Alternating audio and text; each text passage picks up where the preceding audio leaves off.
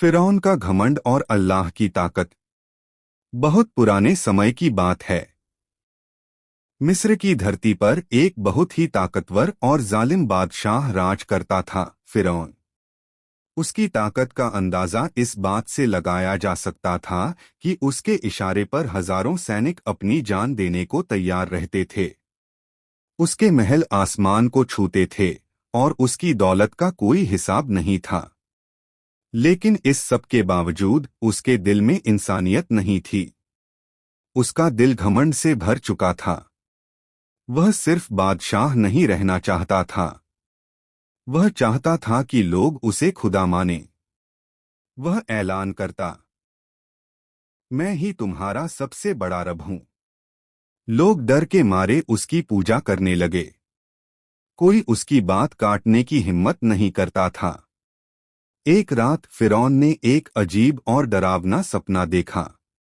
उसने देखा कि एक आग का शोला आया और उसके महल को जला गया, लेकिन बनी इस्राएल के घर सुरक्षित रहे।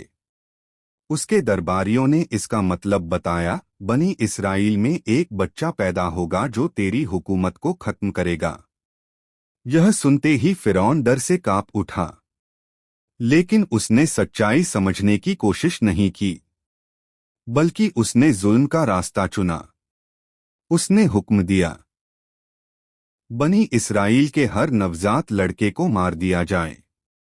पूरा शहर चीखों से गूंज उठा। माएं अपने बच्चों को छुपाने लगीं। लेकिन फिरौन का जुल्म हर घर तक पहुंच गया। इसी खौफ के माहौल में एक औरत ने एक बेटे को जन्म दिया। वो बच्चा थे हजरत मूसा अलैहिस्सलाम। मां का दिल डर से भर गया। लेकिन तभी अल्लाह ने उनके दिल में एक यकीन डाला, डरो मत। बच्चे को एक टोकरी में रखकर नदी में बहा दो। हम उसकी हिफाजत करेंगे और उसे तुम्हारे पास वापस लाएंगे। एक मां के लिए इससे बड़ा इम्तिहान क्या हो सकता है। आंसुओं के साथ कांपते हाथों से उन्होंने अपने बच्चे को टोकरी में रखा और नदी में छोड़ दिया। नदी की लहरें उस टोकरी को धीरे धीरे बहाती हुई सीधे फिरौन के महल तक ले गईं। जब महल के लोगों ने उसे देखा तो उसे रानी के पास ले जाया गया। रानी ने जैसे ही उस बच्चे को देखा, उसका दिल प्यार से भर गया। उसने कहा, इसे मत मारो, यह मेरी आंखों की ठंडक है। और इस तरह जिसे फिरौन मारना चाहता था, वही बच्चा उसके महल में पलने लगा। यह कोई इत्तेफाक नहीं था, यह अल्लाह की ताकत थी।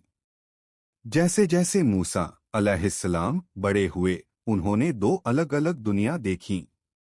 एक तरफ था फिरौन का शाही जीवन, ऐशो आराम, ताकत और घमंड। दूसरी तरफ थी बनी इस्राएल की हालत, गुलामी, दुख और जुल्म। उनका दिल बेचैन रहने लगा।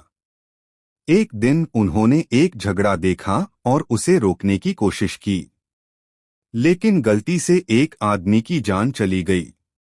मूसा बहुत परेशान हो गए। उन्होंने अल्लाह से माफी मांगी, या अल्लाह, मुझसे गलती हो गई, मुझे माफ कर दे। अल्लाह ने उन्हें माफ कर दिया, लेकिन डर के कारण उन्होंने मिस्र छोड़ दिया। कई सालों बाद एक दिन जब वे अपने परिवार के साथ सफर कर रहे थे, उन्होंने एक पहाड़ पर रोशनी देखी। यह आम आग नहीं थी, वह अल्लाह की तरफ से एक बुलावा था। वहीं उन्हें नबी बनाया गया। अल्लाह ने कहा, फिरौन के पास जाओ और उसे सच बताओ। मूसा अपने भाई हारून के साथ फिरौन के दरबार में पहुंचे। उन्होंने कहा, अल्लाह की इबादत करो और जुल्म छोड़ दो। मूसा ने अपनी लाठी फेंकी, वह सांप बन गई। उन्होंने अपना हाथ निकाला, वह चमकने लगा।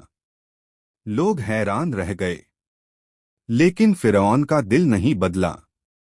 फिरौन ने जादूगरों को बुलाया। उन्होंने मुकाबला किया, लेकिन जब सच्चाई सामने आई तो जादूगरों ने कहा, हम अल्लाह पर ईमान लाते हैं। फिरौन गुस्से में आग बबूला हो गया। आखिरकार मूसा अपनी कौम को लेकर निकल गए। फिरौन अपनी सेना के साथ उनके पीछे पड़ा। वे समुद्र तक पहुंचे। लोग डर गए, अब क्या होगा? मूसा ने कहा, अल्लाह हमारे साथ है। अल्लाह के हुक्म से समुद्र 2 हिस्सों में बंट गया। सब लोग पार हो गए। फिरौन भी उसी रास्ते में गया, लेकिन पानी वापस आ गया। वह डूब गया। आखिरी वक्त में उसने कहा, मैं ईमान लाता हूं। लेकिन अब बहुत देर हो चुकी थी। घमंड इंसान को बर्बाद कर देता है। सच्चाई हमेशा जीतती है। अल्लाह पर भरोसा सबसे बड़ी ताकत है।